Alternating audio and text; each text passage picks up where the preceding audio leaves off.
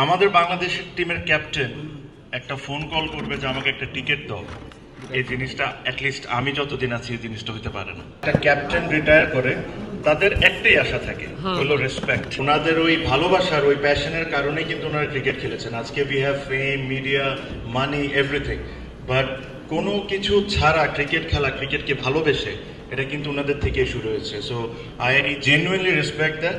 Niacinamide ও salicylic সমৃদ্ধ Lily face wash যা ফেসের ডেড স্কিন সেল দূর করে দেয় দ্বিগুণ ফাস্টার ব্রাইটেনিং। এই ক্যাপ্টেন্স কার্ড কি অনেক বড় কোনো কিছু না? অবশ্যই না। ওনাদের ক্রিকেটে যে অবদান ওই হিসাবে এই ক্যাপ্টেন্স কার্ড অনেক বড় কিছু না, but this is a start. And start কেন, আই এম শিওর প্রত্যেকজন এখানে যারা যারা আছেন ক্রিকেটার, ক্যাপ্টেন্স, একটা জিনিস তাদের মধ্যে সবসময় ইনসিকিউরিটি কাজ করতো যে যদি আমি মাঠে যাই, যদি আমাকে না চিনে, যদি আমাকে থামায়, আমার ইজ্জত সম্মান থাকবে কি থাকবে না। এটা আমারও হয়েছে কোনো না কোনো সময়। আমি শিওর এখানে যারা যারা আছেন তাদের হয়েছে। যাদের কারণে এই ক্রিকেট দাঁড়ানো, তারা এই কথাটা চিন্তা করাটাই আমাদের জন্য দুঃখজনক। আমি যখন এই জিনিসটা ফিল করেছি, আমি শিওর অনেকে এখানে এই জিনিসটা ফিল করেছে। আমাদের বাংলাদেশের টিমের ক্যাপ্টেন একটা ফোন কল করবে যে আমাকে একটা টিকিট দাও, এই জিনিসটা অ্যাটলিস্ট আমি যতদিন আছি এই জিনিসটা হতে পারে না।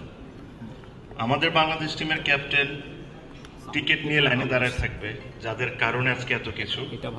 আমরা যতদিন আছি এই জিনিসটা আমরা করতে দেব না।